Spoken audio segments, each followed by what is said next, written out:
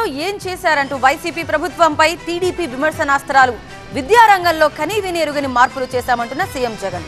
Quality విద్య అందిస్తున్నామని ప్రకటన. Job calendar సంగతేంటని ప్రశ్నించిన చంద్రబాబు. ఒకసారి ఇరువురి మధ్య డైలాగ్ వార్ చూద్దాం.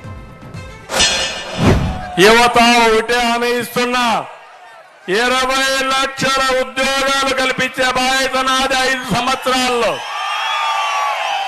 సంవత్సరానికి 4 లక్షలు. డిఎస్సి, మెగా డిఎస్సి తొలి రోజే పిలుస్తాను.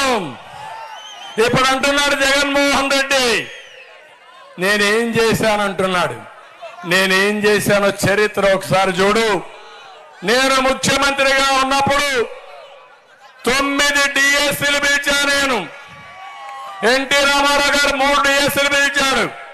అన్నంటే ఈ రాష్ట్రంలో 12 డిఎస్సీలు తెలుగుదేశం పార్టీ నిర్వహిస్తే జగన్మోహన్ రెడ్డి 5 ఏళ్లలో 1 డిఎస్సీ పిలిచావా? నువ్వు పిలిచావా అని అడుగుతున్నా. ఇంగ్లీష్ మీడియమే కాదు, 3వ తరగతి నుంచే సబ్జెక్ట్ టీచర్లు తీసుకొని రావడం కానీ, 3వ తరగతి నుంచే టోఫుల్ క్లాసులు తీసుకొని రావడం కానీ, ఇంగ్లీష్ మీడియమే కాదు సిబిఎస్ఈ నుంచి ఏకంగా ఐబీ దాకా ప్రయాణం తీసుకురావడం కానీ ఆలోచన చేయమని అడుగుతా ఉన్నా.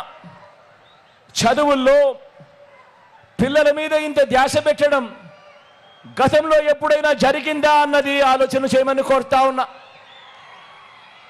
పెద్ద చదువులు చదివే పిల్లలకు, ఆ పిల్లలు గొప్పగా చదవాలి, ఆ చదువుల కోసం ఏ తల్లి తండ్రి అప్పులు పాలయ్యే పరిస్థితి రాకూడదు అని పూర్తి ఫీజు రీయింబర్స్మెంట్ ఇస్తూ ఆ పిల్లలకు విద్యా దీవెన కానీ, వసతి దీవెన కానీ, పెద్ద చదువుల్లో కరికులంలో మార్పులు తీసుకువస్తూ మొట్టమొదటిసారిగా ఆన్లైన్ వర్టికల్స్ తీసుకురావడం కానీ,